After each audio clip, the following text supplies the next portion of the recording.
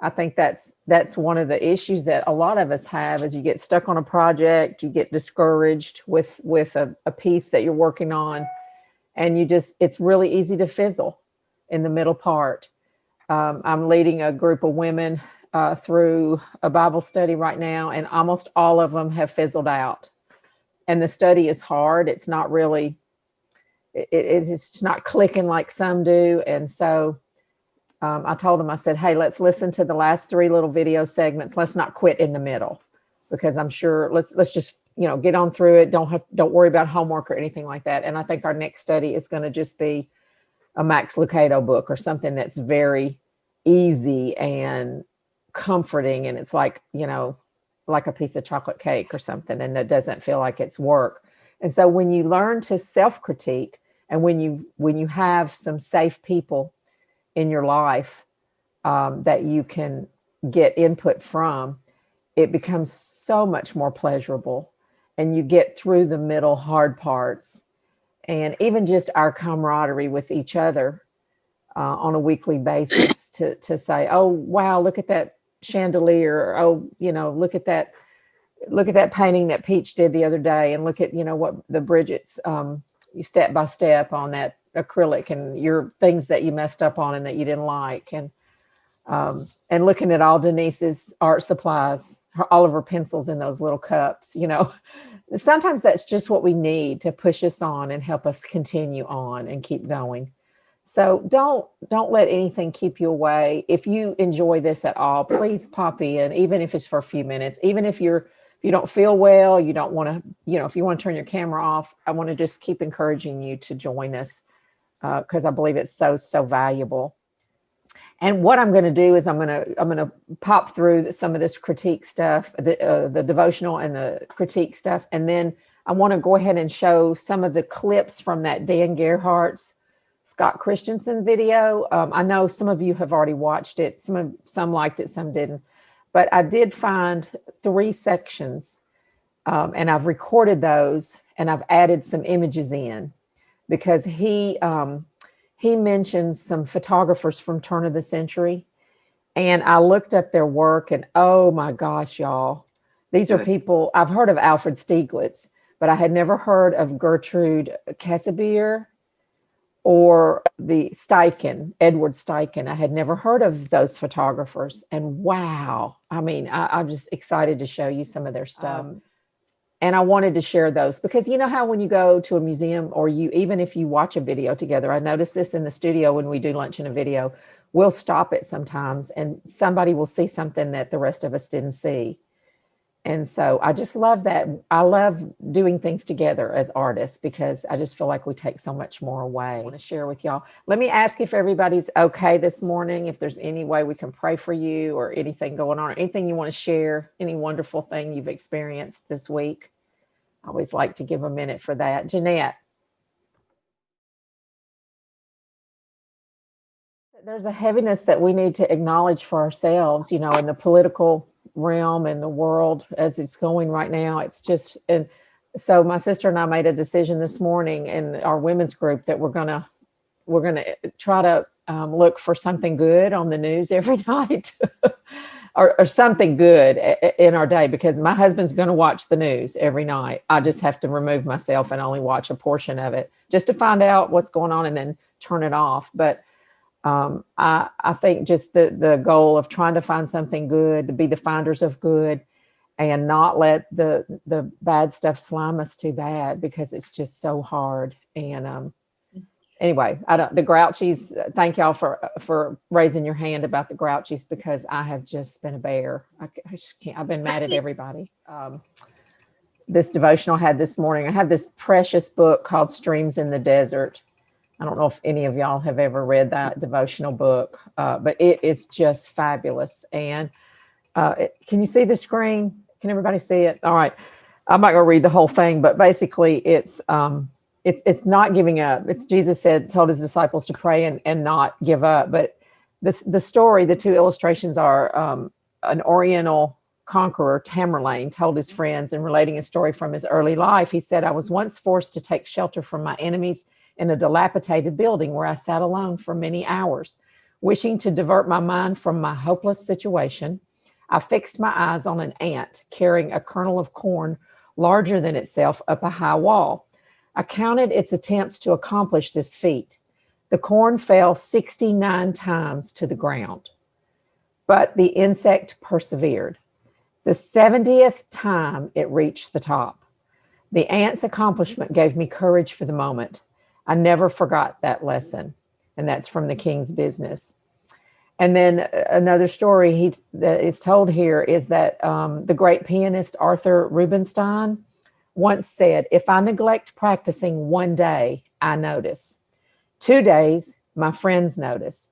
3 days, the public notices." It's the old principle, practice makes perfect.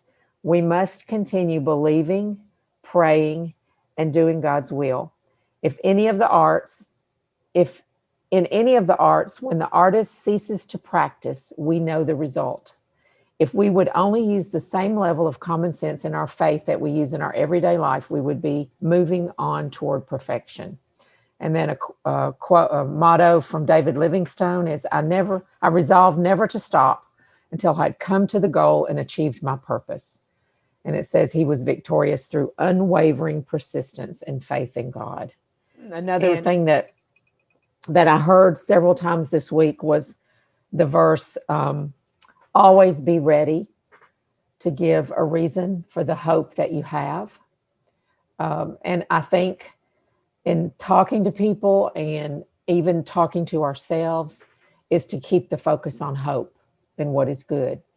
Not to be sticking our head in the sand and acting like we don't know, that nothing's going on, that it is, but also just to be able to focus on hope and what we have ahead of us, because that is, I got my studio cleaned up this week, and when I went out there, they fixed all the drywall and there was dust everywhere. And when I went out there the other day and looked at my easel and everything that's so neat and clean out there, I was like, oh, I just had this sense of excitement and hope for the art that I'm going to create out there. I got those 2 kids, the grisaille, almost finished. I sanded them last night, and I just looked at those for a minute and soaked that in. And it was so much balm for my spirit.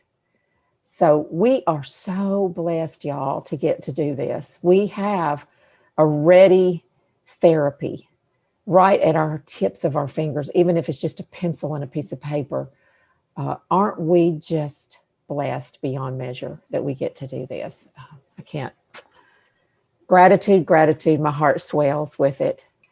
Well, we thank you, and we are so blessed because of you. Oh, thank you for saying that, Jeanette. I can't tell you how much my heart just thumps every Tuesday when I get ready to meet with y'all. I can't tell you how much. So I will keep doing this. As long as there's 2 of us here, you're going to see me on Zoom. I'm not going anywhere. Let me share a little bit with you about art critiques. And I can't remember, I did this several years ago, and I can't remember if I did it or if I found it somewhere. I know most of the stuff I do research and I find, but I loved this little 3-point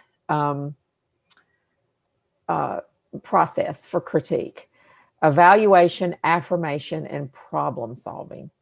And I know that from teaching children or just giving critique to my students is to always find something good, which is what we've just talked about, and followed by what could we improve on. And then it's called a critique sandwich: something good, something you can fix, and then followed up, because you're kind of left a little raw sometimes after the stuff that's wrong is pointed out. So if you can follow it up with something else that you like about it. And I put this down there: don't let fear rob you of this valuable tool. Not only does it affect your life, your art, but it affects your life, because there are many periods of our lives that we go through on autopilot. We don't really, unless you're in some kind of a group that does some kind of inventory, it's real easy to get very not look at yourself. To do the outward look is no problem, but to do the inward look is a whole nother ballgame that our human spirits are not It's not a default for us. And I love this quote by Socrates: an unexamined life is not worth living. And then a little bit of a definition by Robert Gerzon says, examine means to inspect closely, to carry out a thorough examination or investigation. Examining our life reveals patterns of behavior. Deeper contemplation yields understanding of the subconscious, the powerful mental software that runs our life. Unless we become aware of these patterns, much of our life is unconscious repetition. And I know in my own life that I have certain things, and I watch this 2-year-old fall into. If we do something one way one time, she wants to do it exactly the same way the next time. And we fall, it's like wagon wheels on the path. We fall into this rut that we just do it that way all the time. And it's not good for our brains necessarily. There are things that are protective in that, but sometimes we need to shake ourselves and even use your non-dominant hand sometimes. Go to a different bathroom stall, park in a different parking place, make yourself switch it up to exercise the muscle of your brain and become conscious of things that you're doing in a repetitive way. It carries over into our art as well, that we just get stuck doing it a certain way. And every time we get out, we do it the same way. And you notice that sometimes with people's work, it looks very monotonous. It's the same kind of thing. Any thoughts about that? I saw your heads nodding, so I'm assuming you, okay. So basically in the beginning, and you wave at me if you have something to share. I think your sharing is more important sometimes than what I'm saying. Answer some questions. Get yourself in the habit of answering questions as you work. And I'm not a natural questioner. I'm just not. I can't think of good questions. So I'm going to give you a few questions that are helpful. And I'm going to send some of these in the recap. I'm sorry I did not get a recap done last week due to my health and my schedule, but I will get it out. And there's lots of these. There's lots of different things you can ask yourself. But I loved this first. What's your first overall impression when you first walk up to it? And I love this little picture from Norman Rockwell of him with his little magnifying glass. That's not what I'm talking about. I'm talking about when you first walk into the room and you look at it, what is your first thought to just savor the whole thing as a whole? He says, this Todd Dawson says, think of it as savoring the bouquet of a wine before tasting it. You know how they just smell it and then, just slowly take it in. No details, just a general impression. And that's a great habit. It's a good thing to do for yourself. Put your work up when you finish. And then the next morning when you walk in, ask yourself, bam, what do I see first? What do I like? And that's a great way. And then what needs fixing? Here's a few questions. Does that impression change as I look at it more closely? How does the piece make me feel? What senses does it evoke? Does it make me relax? Does it make me tense? Does it make me feel comfort? Does it make me feel frustration? What components about it stand out? Are there hard edges jumping out? Are there colors that are too brash? Do I like it? And that's something I rarely hear in the studio. I like it. When I come around, I don't know if we're all in the similar generation that our mama said, don't be conceited. We were always safeguarded, especially as Southern gals, against liking ourselves too much, because then we might get a big head or be cocky. So we were kind of pushed the other way to not like it ourselves or not like what we've done. And what I ask my students to do a lot is to tell me what they like about it and get in the habit of always asking yourself, what do I like about what's going on in my painting right now? That's a great habit, and stick with it. What do you not like? That's easy to find. I don't have to spend any time with you guys finding what you don't like about something. You usually point it right out as soon as I walk up. And then the feelings that it evokes, which is senses. The first one was about senses. Does it make you smell a flower? Can you almost smell that flower? Can you taste that cupcake? But that's kind of our goal, is to evoke senses and to make people feel when they see, for us to feel as we're doing it, an excitement. Can't wait to get in there. Honestly, those two kids out there, I have some things about the drawing. I've worked on them again. I have some things about the drawing that I still want to fix my values, but I cannot wait to put color on them. I am so excited about this next stage. So I almost have butterflies in my stomach about it. Intentional encouragement is number 2. It's just being intentional, even to encourage yourself, to say you are doing a great job. You are so courageous to get in here and stand before this easel every day. I know that sounds silly, but my son was having Denise. That's something that, how many years ago did I start your classes? I forgot. Maybe 10 now. Yeah, at least. That has always been a predominant feeling in the studio, is encouragement. It's unlike any place I've ever been before. And there is also, we're also encouraged to encourage one another in our work. And it is, it makes for very fertile ground for art. It really does. It's just it's well-prepared soil, a place where people can grow. And I've really appreciated that. And I've been so amazed at the precious people that God continues to bring across my path, because it's just such a reciprocal thing. And it's so important. We all need to hear. I remember my first few shows or festivals that I did, sitting in my booth. And when nobody stopped into my booth, I was just kind of like, oh, and then pretty soon somebody would come along throughout the day and they would just be like, oh, wow. And I can't tell you, even if I didn't sell anything my first few shows, just those words of affirmation were worth more to me than any money that I could have made on a painting.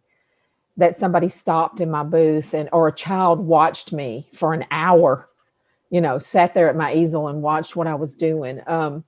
That was so valuable. It was just wonderful. And I don't care how long we do this, we need affirmation, and we need to know that what we're doing makes some difference, so we don't doubt. We doubt ourselves so much, especially at the beginning. I couldn't even call myself an artist. I called myself a student for years and years, and I couldn't even say that I'm an artist. That just felt like it was being fake or something. That's not true yet. I don't know, I think I wrote this, but I wrote, when you find something good in your work, post a do not enter yellow ribbon around it, like a crime scene. Not really, but keep from piddling all over your painting when you lose your objectivity, when you get tired or you have no idea what to do next. That is part of, when you find something that you love, protect that. Don't lose it with piddling or doubt.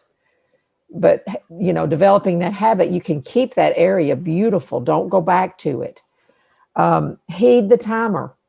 I used to set a timer in class sometimes for 45 minutes. And when it would go off, I'd say, get up, stretch, step back from your painting, look away for a few minutes. That's where doing open studios, where you have a timer set for the model for 25 minutes, works beautifully, because you have to stop. And I have learned to turn away from my painting and not look at it and, come back to it that way. When you walk away, you do that Etch-a-Sketch thing from your mind, and you get that image that's been imprinted and stuck. You get that off. Use a mirror, look at it upside down. Just try to keep from that tunnel vision we get from looking at something too long. And I'm going to divide this session into 2 weeks, because I have a lot of good information to share with you about critique. So we'll finish some of it up next week.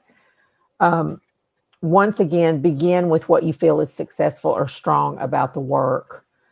And some things to consider, and this is definitely some information I'll include in the recap. When you're looking at a piece, and somebody, even if somebody says, "Hey, would you give me a quick critique?" These are some things that a checklist. First of all, the subject matter. Is it interesting subject matter, or is it a,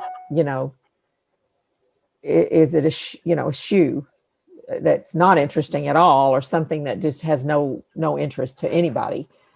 Can I immediately determine the focal point? Can I determine the point of view? Is it bird's eye view? Is it worm's eye view? Is it eye level? Those are some things you can look at and assess. What kind of mood the piece, again, that goes back to emotions and senses, and is there an overall mood to it? Is it relaxing? Is it scary? Is it happy? I have a painting in my stuff that I show sometimes. It's not mine, but it's a big blue present with a white bow on top. The bow is bigger than the box. And it's just the happiest painting. It just, who doesn't want to go to a birthday party and open a big bright present like that with a bow on it? What about the composition? Is it a good composition? And we've done some classes on composition. We can always continue learning about composition. How well is it drawn? Are there some things that are off about the drawing that need to be corrected? And that's typically, you can find problems with the drawing. How are the edges? Are they all too hard? Do they come at you and everything's screaming at you and looks flat and pasted? Are the edges too soft? Is it too mushy and there's no contrast? How about color? Is there too much color everywhere? Is there not enough color? Are the colors that particular painting was one of the Norman Rockwells that they had at the Frist, and it was so un-Rockwell-like to me. And the subtlety of color, and when you talk about mood, it just tore at you. Yes. It was so powerful. Yes, it was. And he did not enjoy doing that painting. How could you? Yeah, he did not. And I remember why he did it. I took a picture and I have it. I'll find that, Bridget. Great. Great to stop and point that out. I took a picture of the thing beside it, the description. So it was out of character for him. But yeah, you're right. And the way it's done in a grisaille format with that red blood, it was disturbing. It definitely evoked a mood. Yeah, thank you for pointing that out. How was the paint handled? I mean, is it thick? Is there a contrast between thick and thin? Do you have one area that's really busy and then you have another area that is not even conducive with that type of painting? Can you see a feeling of confidence in the piece?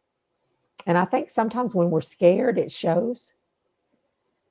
Sometimes when we're timid about how we're handling the brush or the pencil, I think it shows. And I think you can tell sometimes when a person's really enjoyed themselves with a piece. My whole description of my work the first 10 years or so was contrived. That's how I felt about my work, that it was contrived. And it was because I was doubtful and I was timid and I worked things to death. I did not trust my own judgment to walk away and leave it as it was. And is there a consistency? So these are just, yeah, Denise, jump in there. This list reminds me of a list that you passed out, a copy you passed out years ago.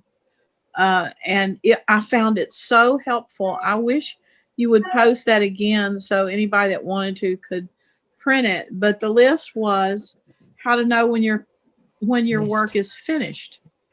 And it was so helpful. And I taped that to my drawing table upstairs. But when I moved down here, it's like it kind of got lost in the process. But that was this list is wonderful to consider. But that list is like it should be attached to this one because it's just so beneficial. And I have two of those. Daniel Green gave us points in his workshops on how to know when you're done. And then Robert Whitehead brought me a list one time from somewhere, and I have two of those lists. So I will I'll send you those in the recap. Awesome. And again, this, I've already mentioned this, but what's going well? What do I like? And, you know, be free and generous with yourself. Maybe the only thing you like so far is the colors. That is totally fine. You know, I do my little dress rehearsal on the palette first. And if those colors are luscious to me, then I'm like I'm halfway there, because I've got some beautiful colors on here that are very harmonious. And I'm going to let Gerhardt talks about a few of his pieces. And then he looks at some Sargent and Zorn pieces and talks about the cools and warms, and he points those out. And you're just like, oh, that's just like rainbow sherbet. I don't even love rainbow sherbet that much, but it's just like things that are so luscious to you on a hot summer day. And you're like, oh, but you don't see them unless somebody points them out sometimes. So, you know, developing that habit. This is just a little worksheet. The art sandwich, P and P, positive, negative, positive. You know, start and end with what's going well. Beware, this is my own experience, beware of the 20 good things and focusing on the one bad thing. Excuse me. And I have this down in my notes. Watch out for the mentality, the oh shit wipes away 20 attaboys. Sorry, but I mean, that's what we do. You know, you have 20 people patting you on the back saying that's wonderful. And the one bad thing is the only thing you walk away with from that. So here's another little thing. And this is an exercise we did in class, but what is my favorite part of this image? Or what do I feel is done really well? It might be the pose. It might be the balance of color, the shadows, the model's expression. Any quick thought on that? Just looking at that Sorolla painting, and I know it's probably not that big for you to see. It's the capture of the sunlight. You feel the warmth and you can smell the salt air. Yeah. Yeah. So it gives you it gives you a feeling of the beach. It's reminiscent. It also gives you a feeling of the warmth of the sunshine. And then, you know, if we really zoomed in on that painting, yeah, Denise, I'm going to zoom in while y'all. I also like how if you zoom back out and it's the whole picture, I love how the two children in the front, you know, the front left corner form this L. I love the composition of that. The light and composition both are extraordinary, but I just really like that off-centered look, and it's just, I don't know, I like that L that I see. And I mean, we could stay on this all day. We won't, but look at the colors he's used in the water. Look how many colors. I mean, he didn't just mix blue. Okay. It's not just blue water. And look at this pop of warmth, these little pops of warmth in the face, little pop there on the nose and the mouth. Look at this big dark shape on the head. Now, who of us would have left that big dark shape right there? But when you zoom back out, like you said, Denise, that's not what you focus on. And these shapes of things in the water, well, they're just abstract shapes. They don't even look like people, but they're totally believed. That's what Charles Mundy calls the alien factor, because the two children, you know what they are, you know, those are people back there. But if we hid these two and we just saw those, you probably would know, but you don't have to have the whole story. You don't have to sit there and make sure that you put eyelashes on those figures back there in the back. What title would you give the piece? I have a terrible time naming my paintings. I don't know why. My brain is just not skilled that way. But does anybody have a thought of what title? It's okay if you don't. We'll move on. But sometimes that helps in your critique. Peach. Just beach time. That was it. Yeah. Yeah. Plus, I don't necessarily name my own paintings. I have other people, and we name each other's, because I'm better at naming other people's stuff. Because Mary would come up with these names for her own, like Beauty in a Bowl, I'm like, ugh. So it's like, pardon me while I Ralph. And so, but she was great at naming my stuff. And I was really good at naming hers, or am. So just switch off. Sometimes you get other people that look at it, come up with a better perspective or title than you might do yourself.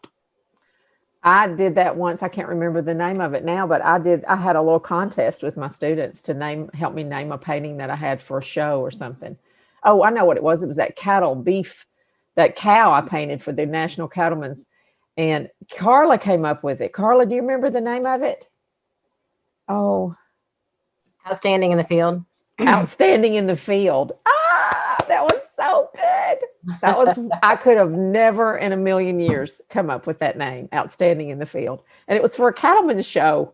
So, I mean, how perfect was that? So you guys are awesome, awesome, awesome. The main thing, and I'm going to end with this, the main thing is construction, never destruction. And I tell, and this applies right now in the political arena. It's like, not like your mom said, if you don't have anything nice to say, don't say anything at all. But if you have something that will be helpful for fixing it, then by all means share. But if you do not have anything that's going to be helpful, do not share your negative comments. It's only helpful for building others up. And that goes back to a verse in Hebrews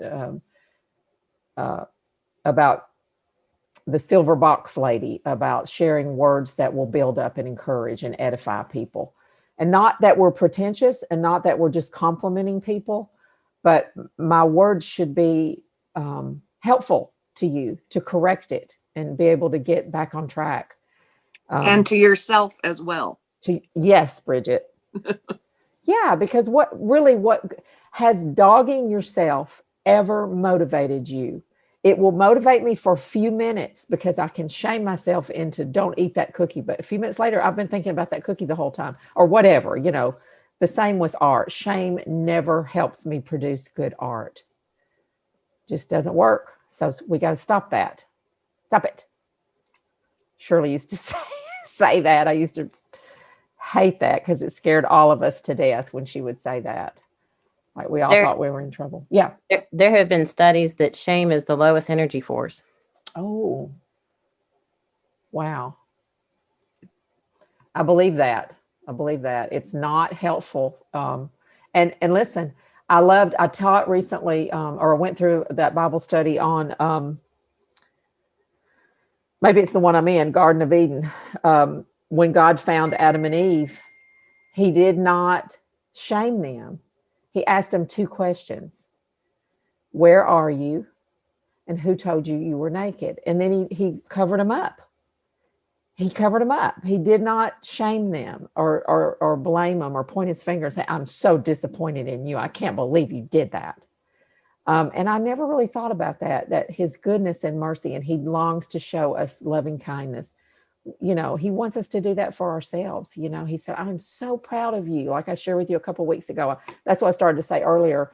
My son had a tough day the other day and he was struggling. And I said, I just want to tell you something, not just as your mom, but I want to give you the Purple Heart of courage because what you are doing is so courageous. And I just want you to know that God is so proud of you. And I'm so proud of you. You're amazing. And he hates it when I brag on him. He doesn't like for me to brag on him. But a few minutes later, he said, Mom, I just want you to know that those words, they were from God, straight from God, because they have made me feel so much better today. And if we could just say that to ourselves, you are doing such a good job. I'm so proud of you. And because realizing that God says that about us. Any other comments? And I want to go ahead and share some of this video with you. I can make it fit on the screen. Christy? Yeah. I've been reading a book this week called The War of Art, and it's by Stephen Pressfield.